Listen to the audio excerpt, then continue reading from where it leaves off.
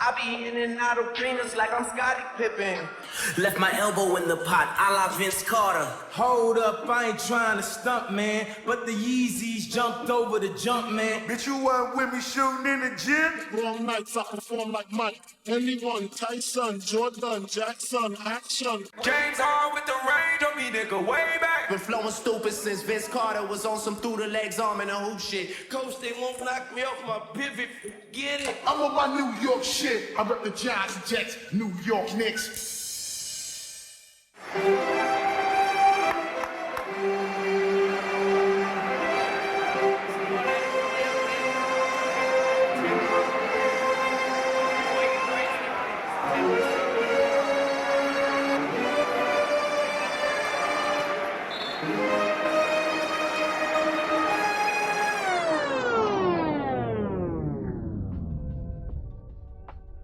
What up, my fellow Knicks fans? This is your guy Marcellus Ease, and don't panic quite yet. Now, I first want to start this off by saying shout out to springtime basketball just coming back to the city. Daylight savings time coming through. You already know what it is. And as we enter down the stretch through the final stages of the season, make no mistake about it, my fellow Knicks fans, you will have detractors. As we're watching the national media in real time struggle to admit that the Knicks are good. Hell, they're even struggling to admit that Jalen Brunson is the best point guard in the Eastern Conference. But then again, this will be the landscape going forward. Even if the Knicks are set up to be a well-oiled machine for the next 5 years, we'll still have more detractors than more people like Kendrick Perkins backing us up on the national media side. But the excuses to take away the Knicks' credibility will be plentiful, as a lot of the Tyrese Halliburton and Damian Lillard talks have actually died down. And now we're seeing the national media in real time trying to find excuses of why not to put the Knicks as one of the top dogs in the East. And they're going as far even to say Embiid is making his comeback, even though Embiid, when fully healthy, has always been questionable in the playoffs as far as elevating up to another level to carry his team from round to round. Now he's supposed to do it after recently having major surgery.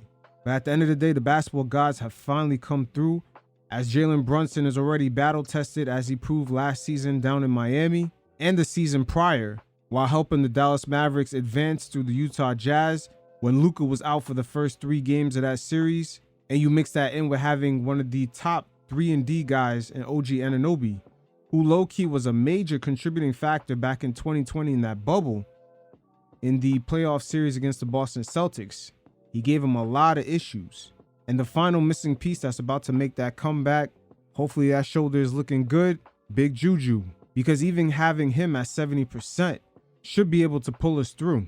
And once again, as I stated before, the basketball gods are finally on our side. Because the NBA during the month of March had met up with their competition committee as well as their team officials. And they had emphasized certain parts of the rule book for the officials to mainly focus on going forward to prevent a lot of these 70-point games that we were seeing in the early part of January. It's almost like every other week somebody was scoring 60, 70 points. And a lot of the things that the league want the officials to now focus on actually benefit the Knicks. All these last-second dribble handoff screens, and with the offensive players pushing guys off with their off arm, guys like Giannis, Shai Gilgeous-Alexander, Stephen Curry, the league is trying to find a perfect balance between offense and defense to kind of counteract some of the competitive issues they're having, as right now they're in the midst of their television negotiations with Turner Sports and ESPN. So they're trying to make the television product as good as they can. And all the rules that they want the referees to sort of focus on right now actually favor teams like the Knicks. And a lot of these things are going to lead to less fouls being called, less off-arm action for offensive players, especially guys like Giannis, which is one of the big dogs we have to go through in order to get to the finals. So there's a lot of things that are coming into our favor as we enter down the stretch of the season, as guys regain health and make their way back into the lineups, and teams like the Cleveland Cavaliers and the 76ers fall down the standings. So when you take a step back and look at the landscape, all the pieces of the puzzle falling in place for the Knicks. And if we fall into the right position, aka either being in the second round or a Eastern Conference Finals matchup against the Boston Celtics, it doesn't leave much room for other teams like the Celtics and the Milwaukee Bucks to make a lot of mistakes, because the Knicks are right on their heels. Hell, they could even hear our footsteps right behind them. And heading into the playoffs, they're only a few turnovers away, a little ankle tweak or injury away, or even a Jason Tatum fuck up away from the Knicks taking their spot. And they know it. We're right on their ass like MJ in '89, the Rockets in '93, the Lakers in '08, OKC in 2010, or the Miami Heat in 2011. They could definitely hear us coming.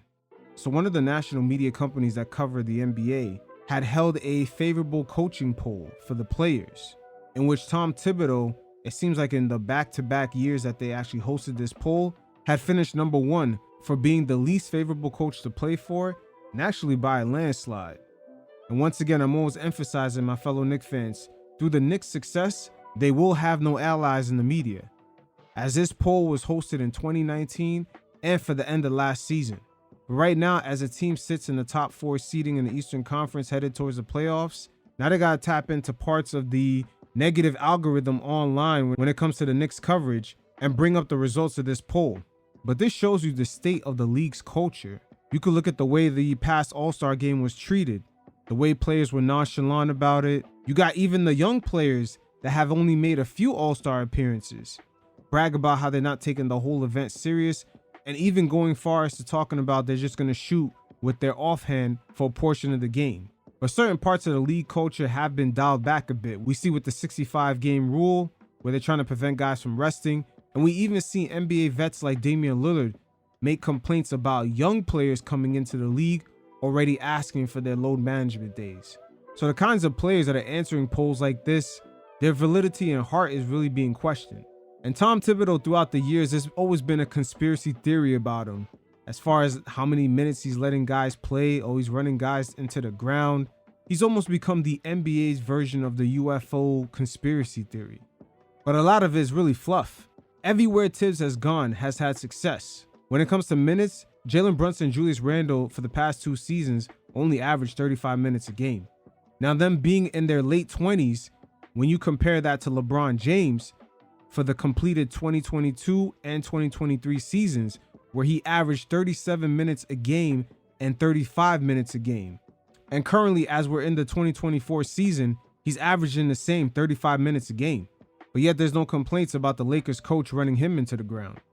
Like I said, when it comes to Thibs, he's become a conspiracy theory, like the NBA's Bigfoot. Don't play for him, he's gonna get you. But at the end of the day, everywhere he's gone, they've experienced success. We've seen D Rose become the youngest MVP. Guys like Joakim Noah, who doesn't have crazy athleticism or a unique skill. Thibs got him on the first All-NBA team in 2014, and also a 2-time All-Star and the Defensive Player of the Year. And with a rich historical franchise like the Chicago Bulls, they mainly had their playoff success with him around. As we've seen in the last 8 years, they've only made the playoffs twice. And prior to him showing up and just giving them a good 5-year stretch of team success, the Bulls really haven't seen that type of longevity as far as being relevant since Michael Jordan. Once again, everywhere he's gone, they've seen success. He went out to Minnesota, and in their second year, they made the playoffs, which was their first time in 14 seasons. And after his firing, very similar to the Chicago Bulls, the Minnesota Timberwolves missed the playoffs for the next 3 seasons. So once Thibodeau leaves, there's a historical track record that same franchise don't really experience as much success. And in Minnesota, we all know why he left. Towns and Wiggins recently re-signed, and they pretty much did so expecting Thibs not to be there. Those guys are not necessarily the competitive superstars that most NBA fans would love their franchise to have. But Karl Anthony Towns and Andrew Wiggins are the player archetypes that most likely voted for Thibs to be one of the least favorable coaches to play for. But any player that New York City loves and respects for the hustle, the grit, the grind, the tenacity, guys like Derrick Rose, Joakim Noah, Taj Gibson, Jimmy Butler, Kevin Garnett, Paul Pierce, Ray Allen, Yao Ming, Tracy McGrady. These were all guys coached under Thibs, whether he was an assistant or head coach, but none of them had nothing bad to say about him. A lot of the negativity from Thibs comes from the load management types, and it's about time they put some respect on his name, as he is a championship coach. He does have the resume and the pedigree from being an assistant on the Knicks throughout the mid-90s to early 2000s, during the Jeff Van Gundy years, to being an assistant coach in Houston with Yao Ming and Tracy McGrady, and having those championship expectations before those guys got injured, all the way to being an assistant coach in the Boston Celtics in 2008 when they won the championship. So with a little bit of luck when it comes to injuries, he could be in the right position. As it didn't play out well in Chicago with Derrick Rose going down, but that team was destined for deep playoff pushes year in, year out. So again, Thibs does have the right pedigree and they got to put some respect on his name. Hell, they should have at least released the names of the players that voted. The results may not have been as impactful then, but we'll see. So Tyson Chandler had did a sit down where he gave insight onto what happened to that fun-loving 2012 to 2013 Knicks tape team. That season in hindsight was Melo's best year as a Knick, as not only he was able to capture a scoring title, but we've seen role players like J.R. Smith win Sixth Man of the Year, and also the team was able to put a bow tie ending to the Kevin Garnett, Ray Allen, Paul Pierce Boston Celtics, who have once dominated that Eastern Conference. But unfortunately, heading into the second round, the Knicks were dealt a surprising loss to a young Paul George at the time coming up, as they entered the second round being the favorites in that series. Well, you guys check out what Tyson Chandler had to say, and every once in a while, I'll check in. With all that talent, why didn't it work? And the second question is, who's to blame? That was a hell of a team, dog. It was. We allowed the success that we had get to us. And we was in chill mode, like. Got complacent? Yeah, like as if we had done something. And I remember me and Jason was just coming off of off the championship from Dallas, and then Jason came 2 years later. And then so now we're making this run, and it was like we were both trying to speak it into existence, different part of the locker room. So Jason. Now this Knicks roster was very unique because they did have a combination of vets, guys like Rasheed Wallace, Tyson Chandler, and Jason Kidd, following by guys entering their prime years in their mid-20s. We would take certain tasks, I would take certain tasks. And we were rolling. And then up until the playoffs, for some reason, we won the first series, and then we got laxed. We were supposed to, so we finished Boston. We beat Boston. What seed were you guys going into the playoffs? I don't remember.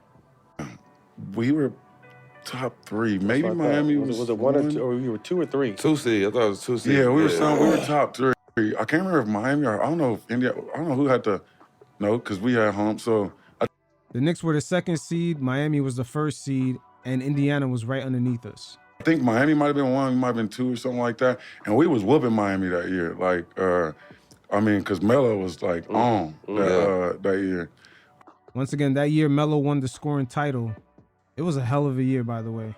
Hell of a year. But that team did signify the peak of the Melo era of being on the Knicks. And so we played the Boston series.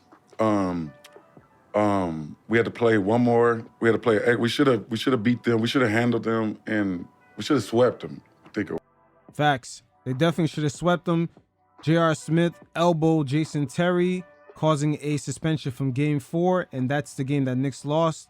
So they were still up 3-1, and by the time J.R. Smith came back, that's when his shooting slump started.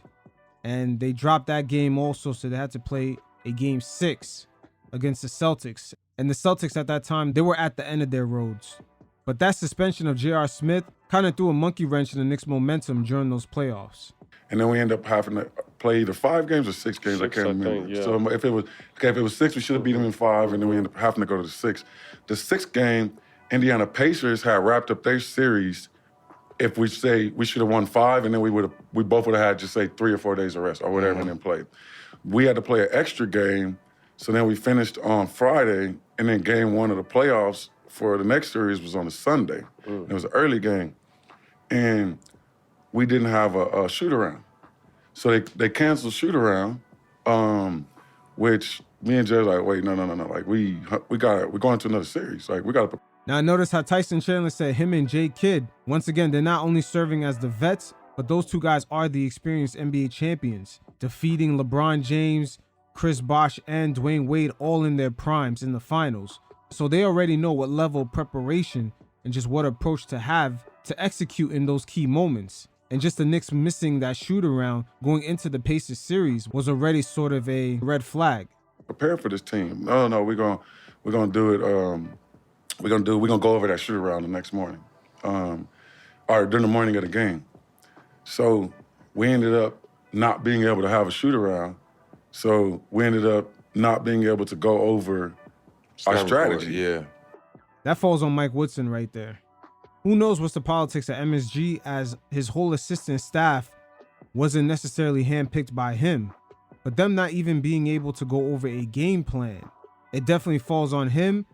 And we're going to begin to see Tyson Chandler lay out the trickle-down effects of just them having that lack of preparation all the way at the top end of the leadership board, starting with the head coach, is going to begin to trickle down into the players of just that level of discipline. So Indiana comes in and sneaks game 1. So now we behind the 8 ball. We win game 2. We go back to Indiana 1-1. They blitzed us. So we come back to New York down 3-1. We win the game in New York. So now we take it back, and then they ended the series in Indiana, and then that was that. I really honestly feel like how we got past that, I feel like we had a legitimate shot to win the chip that year. Now the Knicks in that series did come up short in big key moments, especially Carmelo Anthony. And after a few weeks of the elimination, it wasn't a surprise when R&B superstar Rihanna had made comments to J.R. Smith partying hard during the playoffs, that we begin to see that there's a lack of accountability when it came to this team of just maintaining certain disciplines, especially heading into the playoffs. Again, going back to what was said earlier about Mike Woodson not even having a shoot around before the Pacers series started up. That little bit of mismanagement had a domino effect, and we could only imagine the culture that existed around the team outside of the court heading into that second round series. And it's very unfortunate a superstar singer had to point out the lack of discipline that was going on with the team behind the scenes. Came out the East that year. That was Miami. 2012? Yep. I want to say that's did Miami win the... Miami won it the year, because Miami won it the year after Dallas. That was Miami was trying to go for the back-to-back. And I really feel like we would have beat them that year with that Knicks team. No offense to them. I feel like we had the unit for it. How great was Melo? Melo was on. Yeah, that was peak Melo that season. Peak Melo. He beat out KD for the scoring title. Melo was definitely on one that season. He was like, I at that time, thought he was challenging for the best player in the league, like at that moment. Because he was doing everything. He could rebound the ball, pass the ball. He was big, he saw the defense, and he was scoring crazy. He was just super locked in. And then again, we had all the pieces around it. They definitely did have all the pieces, with 3 former NBA champions in Jason Kidd, Tyson Chandler, and Rasheed Wallace giving them the guidance. But with Melo trying to challenge for that best player in the league, you got to come up big in very key, crucial moments. And it's not a surprise in hindsight when you look at the same scenario with a young Paul George eliminating the Knicks kind of happened to Melo later on in his career down in OKC, and having a young Donovan Mitchell eliminate him, Westbrook, and Paul George in a playoff series. That should never happen. But at the end of the day, there you have it. Tyson Chandler giving us some great insight to that 2012-2013 Knicks team. And it ended in an unfortunate way. But from the outside looking in, it looks like they underestimated a young Paul George in that Indiana Pacers team. And you mingled that with some of the interpolitics at MSG, with Woodson not being able to get a shoot-around out, we begin to understand why the team folded. So Jalen Brunson had did a sit-down in which he spoke about his last season with the Dallas Mavericks and what was his contract situation going into free agency, as there were numerous opportunities for Mark Cuban to go ahead and sign Jalen Brunson. But if we take a step back and play Monday morning quarterback on this overall situation, it looks like Mark Cuban tried to leverage the open market against Jalen Brunson, as the Knicks were really the only team that was rumored to be interested at the $100 million price point. But at the time, they did not have the cap to make that happen. And we've seen this play out and go bad for a lot of players. Guys like Dennis Schroeder, Nerlens Noel when he was in OKC, sometimes players think that they have more options in the open market, and they end up regretting not taking the offer from their current teams. As Nerlens Noel, I believe he rejected an $80 million 4-year deal. Same thing for Dennis Schroeder when he was on the Lakers. But both of those guys end up hitting free agency, getting not even half of that money. But in the circumstance for Jalen Brunson, the Knicks at the time, entering that offseason, did not have the cap room as they pulled off major moves during the NBA draft. And that's when Mark Cuban saw his leverage basically get pulled right from underneath him. But once again, this was a hell of a move by the New York Knicks, who over the years don't really necessarily have the branding or the cachet to be the type of franchise to pull off smart moves. But they were able to leverage their relationships with the Detroit Pistons from that Scott Perry connection, and also utilize their cap flexing ability with their mastermind Brock Aller, one of the executives on Leon Rose's team, who's a salary cap guru, that worked out the deal when LeBron was in Cleveland in 2018, when that team wanted to pivot off of D Wade, Isaiah Thomas, Iman Shumpert, Jay Crowder, and Channing Frye. He was able to make the numbers work and fit everyone in a trade that revamped the Cavs roster, adding in George Hill, Kyle Korver, Jordan Clarkson, and Rodney Hood. So the Knicks at the time was in the beginning phases of putting the league on notice that they knew what they were doing and they had a direction. And unfortunately for Mark Cuban, on the night of the 2022 NBA draft, the Knicks were on one that night, pulling off 3 different moves to free up cap space to all of a sudden have enough room for Jalen Brunson. The first move the Knicks made was giving the Hornets a 2023 first-round pick in exchange for 4 future second-round picks and also the rights to Jalen Duren. So as the night went on, they took those rights to Jalen Duren and packaged it up with Kemba Walker's salary and gave it to the Pistons in exchange for the Bucks' 2023 first-round pick, which is top 4 protected. But the Knicks weren't out of hot water yet, as the final move of the night, and you can't underestimate the relationship it seems like these two franchises had, as the Knicks called up the Pistons once again and got rid of a recent free agent signee that they had in Nerlens Noel and also Alec Burks. So they sent those 2 guys away for a future second-round pick and also the draft rights for another player. And that final move right there freed up $20 million. So now all of a sudden, midway through draft night, the Knicks had enough cap space to sign Jalen Brunson out of the 3 moves that it took them to kind of finesse this whole situation and pull the rug right underneath Mark Cuban's feet. Because still to this day, had the Knicks not freed up that much cap space, we haven't heard of another team that was willing to offer Brunson a $100+ million deal.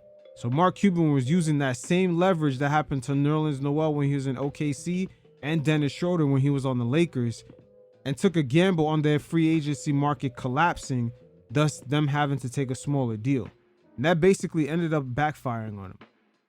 And even in a way to this day, the Mavericks are still somewhat recovering from that. But you guys check out what Brunson had to say, and every once in a while, I'll check in. I really did want to stay in Dallas. I think before the season, before my 4th season in Dallas, my last season in Dallas, we tried to extend our contract, whatever we can get. The most we can get was like 4 years and $55 million. And so obviously we wanted to do that. I wanted to stay there. I thought I would be there for a long time, and I liked my role there. Once again, had the Knicks not made those moves during that 2022 draft, Brunson would have went right back to the Mavs, and Cuban would have basically got him for about that price or maybe even a little less. It's funny because my agent was like, I mean, you can do so much, you can get more. I'm saying like, well, like I want to be safe. Like, I'm not trying to gamble right now. This is not something you really gamble with if it's out there. Right. And so, but they were like, we want to see where we're at, like 20, 25 games into the season. But we were like, all right, well, if we're not going to do it, I kind of don't want to do it until after the season. I'm not trying to think about this. During the season, right. Yeah, so there's a period where Luka went out and I started to start.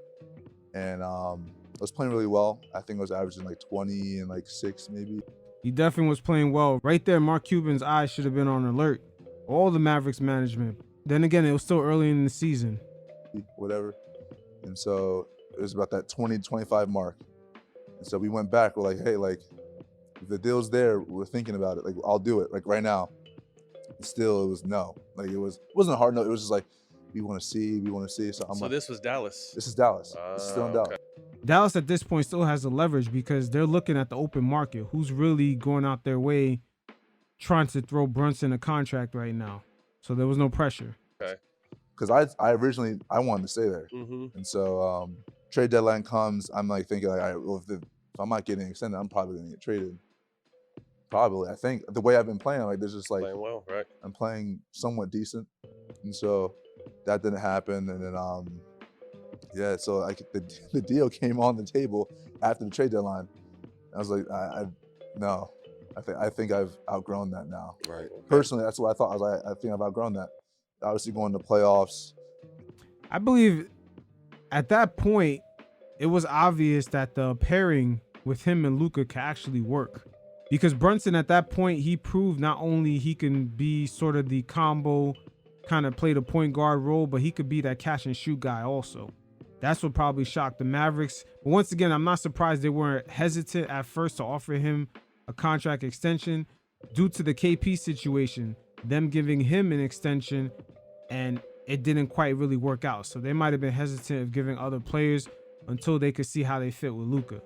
Luka gets hurt like second to last game or last game of the season, and so he's out for the first 3 games, and I obviously did what I did. Ain't no looking back. Ain't no looking back.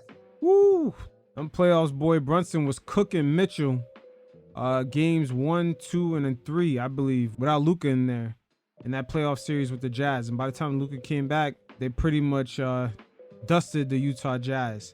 But at that exact moment, the Mavs still had leverage because they started hearing rumblings about the Knicks. Also, the Knicks front office showed up to that game that was in Utah just to check out Brunson. Julius Randle was also there.